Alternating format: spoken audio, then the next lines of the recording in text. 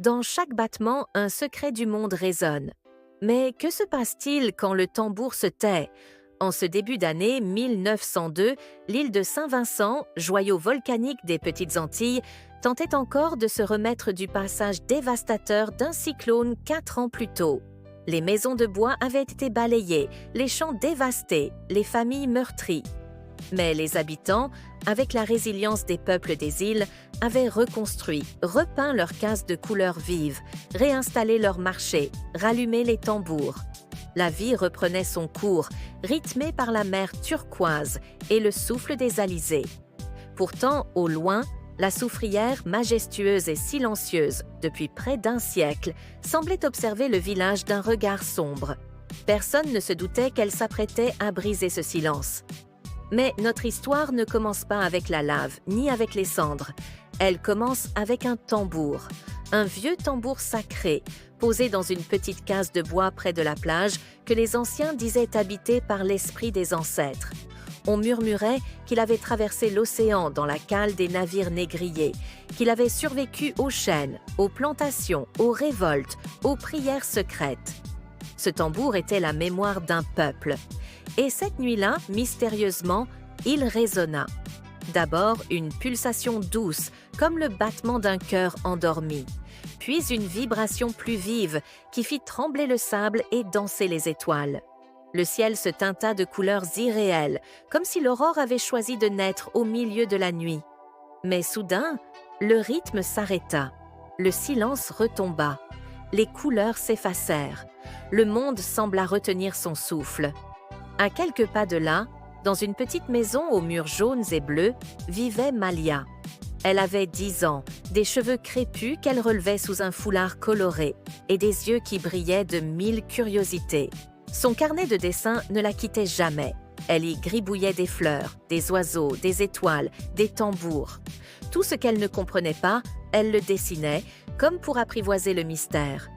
Cette nuit-là, elle dormait d'un sommeil agité. Le souffle du vent, la rumeur lointaine de la mer, les craquements du bois de la maison se mêlaient dans ses rêves. Et soudain, elle crut entendre un tambour. Elle ouvrit les yeux. Rien. Mais son cœur battait plus fort. Au matin, son père Jonas l'appela. Grand, solide, les traits marqués par la vie, Jonas était un homme respecté du village.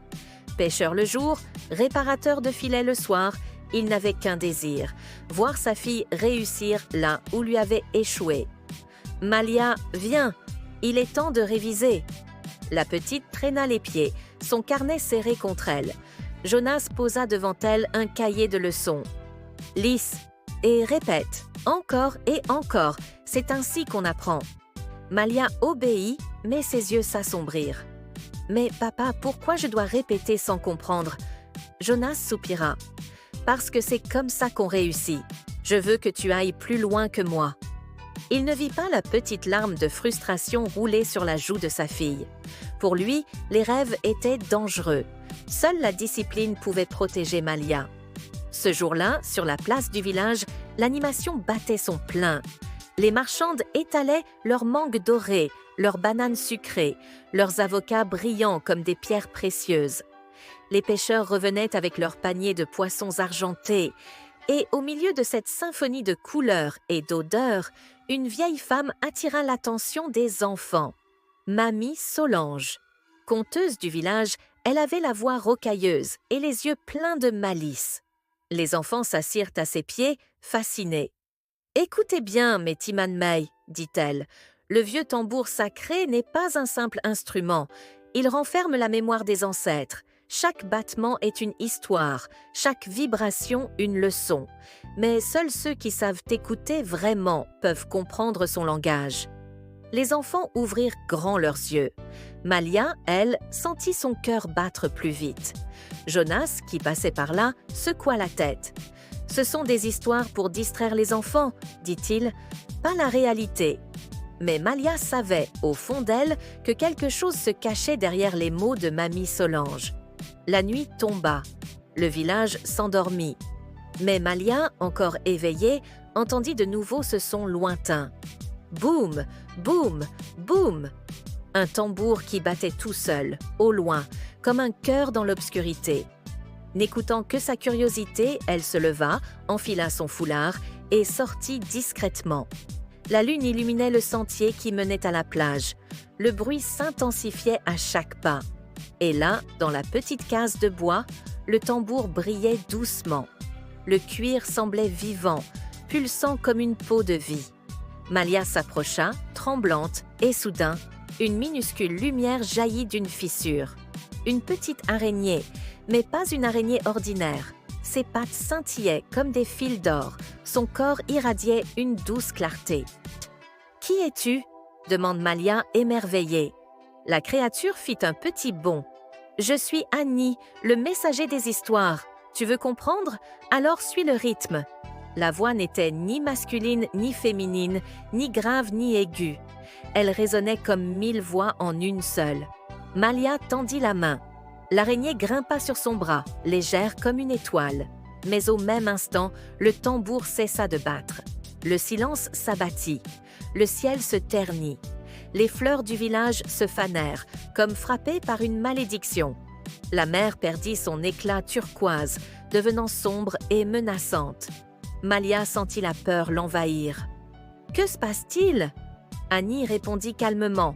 « Le monde s'éteint parce que les enfants ont oublié le vrai sens de l'éducation. Ils répètent, mais ils n'écoutent plus. Ils mémorisent, mais ils n'imaginent plus. Si le tambour reste silencieux, tout disparaîtra. » Malia sentit ses jambes trembler. « Que puis-je faire, moi » L'araignée brilla plus fort. « Toi seul peux rallumer le tambour. Mais pour cela, il te faudra traverser 3 royaumes magiques. Dans chacun, tu apprendras une leçon essentielle. Et seulement alors, le rythme reviendra. » Malia serra son carnet de dessin contre elle. « J'ai peur, mais je veux essayer. » Annie sourit. « Alors ton voyage commence maintenant. » Malia fixait Annie, l'araignée lumineuse qui scintillait comme une constellation miniature dans la nuit. Autour d'eux, le village s'éteignait. Les cases semblaient ternes, les fleurs penchèrent la tête.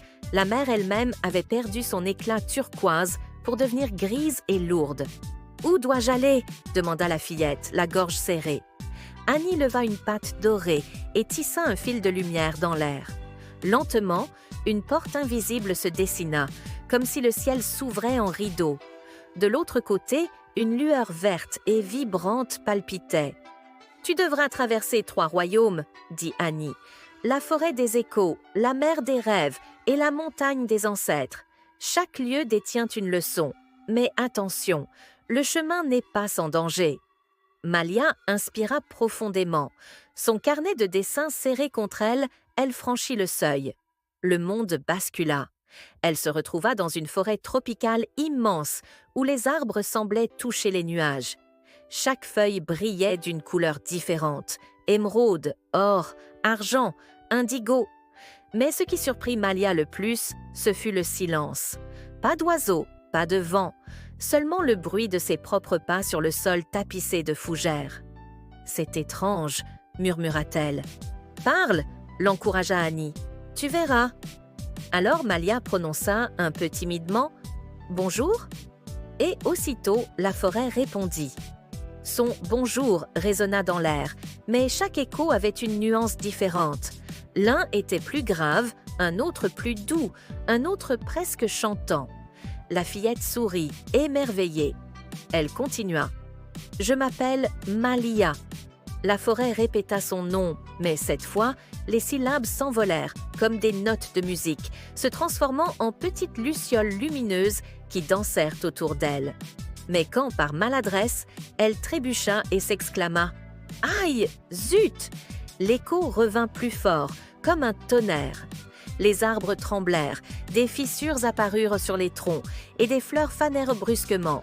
Malia recula, effrayée. « Qu'est-ce que j'ai fait ?» Annie lui répondit calmement. « Ici, chaque mot a un poids, la colère brise, la douceur fait éclore. C'est le pouvoir des paroles. » Malia regarda ses mains tremblantes. Elle se souvint de son père, Jonas, qui répétait sans cesse qu'il fallait travailler dur, sans discuter. Combien de fois avait-elle senti ces mots peser comme des pierres? Alors elle essaya autre chose. Elle posa une main sur un tronc fissuré et murmura « Pardon, et merci de me guider ». À cet instant, les fissures se refermèrent et une fleur rouge écarlate jaillit de l'écorce, éclatante de beauté. Malia comprit, ces paroles pouvaient détruire ou guérir. Elle sourit. Pour la première fois, elle sentait que sa voix avait un pouvoir.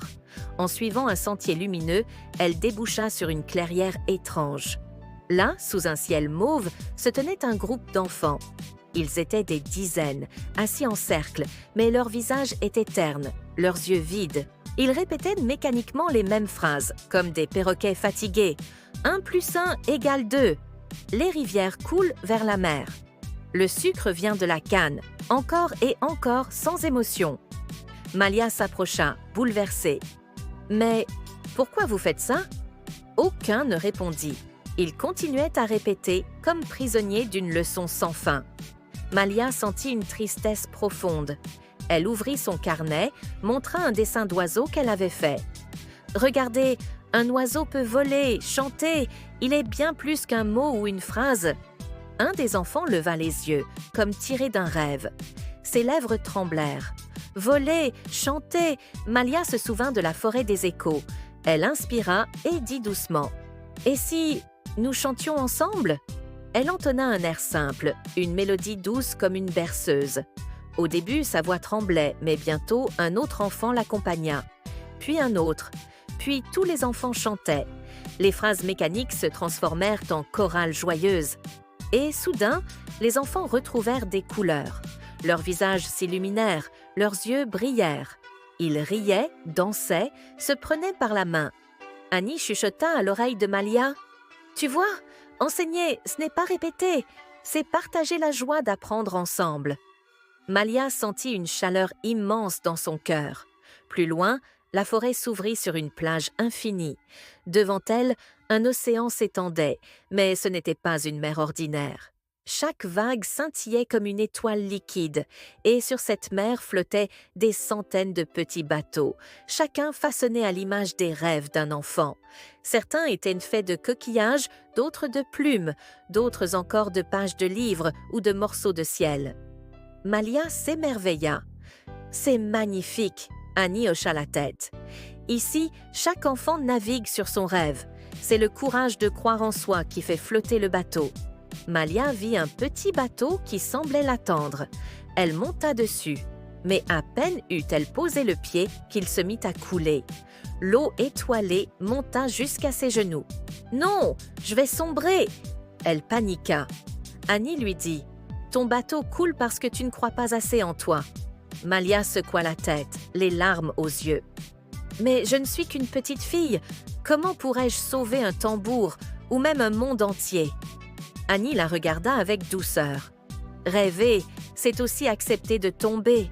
Mais c'est dans tes dessins, dans ton imagination, que réside ta force. » Malia se souvint de son carnet. Trempée, elle l'ouvrit malgré tout et esquissa rapidement une barque avec des voiles en forme d'aile. Les traits se mirent à briller, s'animer. Et soudain, le dessin sortit du papier et devint un vrai bateau, solide et lumineux. Elle monta dedans. Cette fois, il flottait. Mieux encore, il volait au-dessus des vagues, porté par ses propres rêves. Malia rit aux éclats, libérée. Mais bientôt, l'horizon s'assombrit. De lourds nuages noirs s'amoncelèrent, le vent se leva, les vagues devinrent violentes. Une tempête de doute s'abattait. Les autres enfants, chacun sur son bateau de rêve, furent secoués, dispersés, certains chavirants. Des cris résonnèrent. Malia serra la barre de son navire. « Je dois les aider !» Elle manœuvra habilement, parvint à se rapprocher d'un enfant dont le bateau se brisait. « Monte avec moi !» cria-t-elle. Un autre suivit, puis encore un. Peu à peu, plusieurs enfants grimpèrent sur son bateau. Chacun apportait un morceau de son rêve, une plume, une étoile, une page de livre. Et ensemble, ils renforcèrent le navire. À mesure que leur solidarité grandissait, la tempête faiblissait. Annie murmura « Apprendre, c'est aussi s'entraider ». Malia comprit que la force venait non pas d'un seul rêve, mais de tous unis. Quand l'orage se dissipa, Malia aperçut une montagne immense qui brillait d'une lueur volcanique. Elle accosta au pied du sommet et entreprit l'ascension, entourée de ses compagnons. Plus elle montait, plus l'air vibrait d'étoiles. Enfin, au sommet, elle se retrouva face à des silhouettes lumineuses, les esprits des ancêtres. Ils l'accueillirent avec bienveillance. Parmi eux, elle reconnut ses grands-parents, qu'elle n'avait jamais connus, et d'autres figures anciennes, au regard grave mais tendre. L'un d'eux parla. « Malia, ton voyage t'a appris la puissance des mots, la joie du partage, la force de l'imagination et la valeur de l'entraide. Mais il te reste une vérité à comprendre. » Alors ils lui montrèrent une vision, un petit garçon pieds nus qui courait dans les champs, rêvant de devenir musicien. Mais sa famille était pauvre, la sécheresse, les cyclones, la faim avaient étouffé ses rêves. Ce garçon, c'était Jonas, son père. Malia porta la main à sa bouche, bouleversée. « Papa !» L'esprit reprit. « Il a dû renoncer à ses rêves pour survivre. Voilà pourquoi il veut pour toi la rigueur, et non les illusions. Ce n'est pas par dureté, mais par peur. Peur de te voir souffrir comme lui. » Malia sentit ses yeux se remplir de larmes. Toute sa colère s'évapora, remplacée par une immense tendresse. « Je comprends, » murmura-t-elle. Annie apparut alors, portant 2 tambours. « Voici ton ultime épreuve, choisis. » Le premier tambour battait fort, imposant, puissant, mais il résonnait d'une manière qui faisait taire tout autour. Le second vibrait doucement, presque fragile, mais chaque battement semblait inviter d'autres rythmes à l'accompagner. Malia hésita. Le premier représentait la force, la sécurité. Le second, la fragilité mais aussi l'harmonie. Elle ferma les yeux, pensa à la forêt des échos, aux enfants libérés par le chant, aux bateaux réunis dans la tempête. Et sans hésiter plus longtemps, elle posa la main sur le tambour doux. « Je choisis celui qui nous unit. » Les ancêtres sourirent.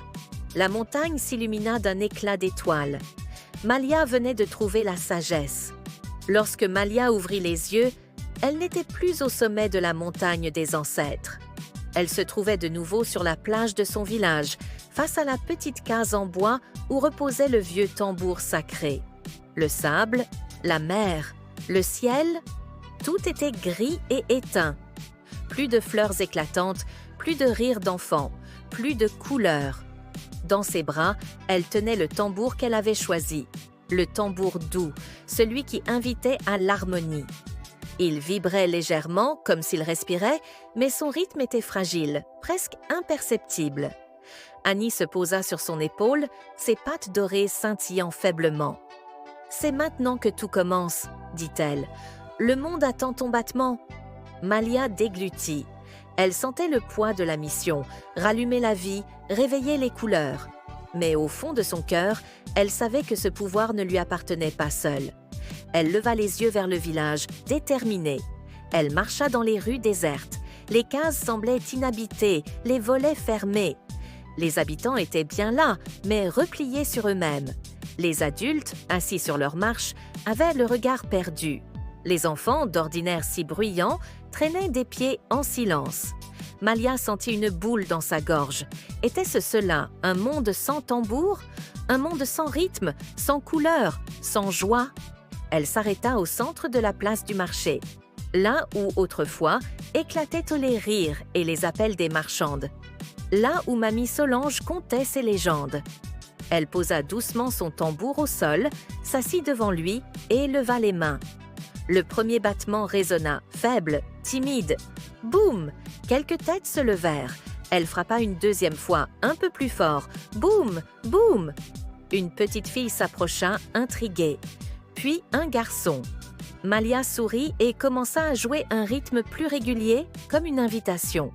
Ses mains dansaient sur la peau tendue du tambour, et chaque pulsation semblait dire « Viens, participe toi aussi ». Un des enfants tapa dans ses mains, un autre suivit. Puis une femme, timidement, ramassa un vieux tambour posé contre un mur et frappa dessus. Peu à peu, le son se répandit. Les adultes sortirent de leur maison, les enfants formèrent un cercle. Chacun ajoutait sa propre pulsation, sa propre voix. Les tambours se répondaient, se superposaient, s'entrelaçaient. Et alors, une chose incroyable se produisit. Les couleurs revinrent. Une fleur s'ouvrit au coin de la place. Une case reprit ses teintes vives. Le ciel s'illumina d'un bleu profond. La mer retrouva son éclat turquoise. Malia sentit son cœur bondir de joie. Ce n'était pas elle seule qui rallumait le monde. C'étaient eux, ensemble. Au milieu de cette renaissance, une silhouette s'avança, Jonas, son père. Il tenait encore son filet de pêche sur l'épaule, mais ses yeux étaient emplis d'une émotion qu'elle n'avait jamais vue, de la fierté mêlée de larmes. Il s'approcha de sa fille, s'agenouilla devant elle. « Malia ?» Sa voix se brisa. Il pose une main sur le tambour, encore vibrant. « Je voulais que tu réussisses. Je voulais que tu sois forte, que tu ne connaisses pas la faim, ni la honte, ni la peur qui m'ont brisée quand j'étais enfant. J'ai cru que la discipline était la seule voie, mais je n'ai pas vu que toi, tu voulais comprendre, pas seulement retenir. » Malia, les yeux humides, posa ses petites mains sur celles de son père. « Papa, tu m'as déjà donné tout ce dont j'avais besoin, ton courage, ta force. Mais le vrai tambour, il ne se bat pas seul, il vit quand nous le faisons résonner ensemble. » Jonas la serra contre lui, fort, longtemps. Ses larmes coulaient librement. Pour la première fois depuis des années, ils se laissaient aller. Autour d'eux, le village continuait de vibrer de musique et de couleurs. Le soir venu, la place du marché s'était transformée en une fête éclatante. Les tambours résonnaient, les danses s'enchaînaient, les rires fusaient. Des guirlandes de fleurs tropicales avaient été accrochées. Les marchands distribuaient des fruits sucrés, les pêcheurs offraient du poisson grillé. Mamie Solange, assise sur un petit tabouret, regardait la scène avec des yeux brillants. Elle murmura à une voisine « Vous voyez, je vous l'avais dit, le tambour ne se tait jamais vraiment, il attend seulement qu'un cœur pur vienne l'écouter. » Malia, au centre de la fête, jouait aux côtés des autres enfants. Ses yeux pétillaient. Elle sentait que le monde avait changé. Non pas parce qu'elle avait été une héroïne solitaire, mais parce qu'elle avait rallumé la flamme dans le cœur de tous. Jonas, assis non loin, battait lui aussi un tambour. Ses gestes étaient maladroits mais sincères. Quand leurs regards se croisèrent, Malia sut qu'un nouveau lien les unissait. Plus fort que les leçons, plus fort que les disputes. La nuit tomba doucement, enveloppant le village dans un manteau étoilé. Les musiques s'adoucirent, les rires devinrent chuchotés. Les enfants, fatigués mais heureux, s'endormirent contre leurs parents. Malia, assise sur la plage, regardait les étoiles. À côté d'elle, le tambour sacré vibrait encore faiblement, comme un cœur rassuré. Une lueur scintilla près d'elle.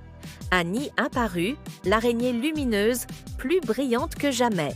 « Tu as accompli ta mission, » dit-elle. « Le monde bat à nouveau. » Malia sourit. « Ce n'était pas seulement moi, c'était nous. » Annie hocha la tête, ses multiples yeux brillants comme autant d'astres. « C'est là ta plus grande leçon, le vrai tambour, bat dans ton cœur. Et tant qu'il y aura des enfants pour rêver, des parents pour aimer et des ancêtres pour guider, il ne s'éteindra jamais. » Malia leva les yeux vers le ciel. Les étoiles semblaient non plus proches, comme si elles écoutaient. Elle inspira profondément. Une paix immense l'envahit. Annie commença à s'estomper, ses fils de lumière se dissolvant dans l'air. Avant de disparaître, elle murmura une dernière phrase. « N'oublie jamais. Éduquer, ce n'est pas remplir un vase, mais allumer une flamme. » Puis elle disparut, comme une étincelle dans la nuit. Malia resta là un moment, à écouter la mer et les tambours du village. Elle savait que sa vie venait de changer, que son regard sur le monde ne serait plus jamais le même. Mais surtout, elle savait que désormais, chaque battement, chaque mot, chaque rêve, chaque geste pouvait faire fleurir la vie autour d'elle. Et dans le lointain, la soufrière, encore silencieuse, semblait observer la scène. La terre pouvait trembler, les catastrophes pouvaient frapper, mais tant que le tambour des étoiles résonnerait dans le cœur des hommes, aucune ombre ne pourrait éteindre leur lumière.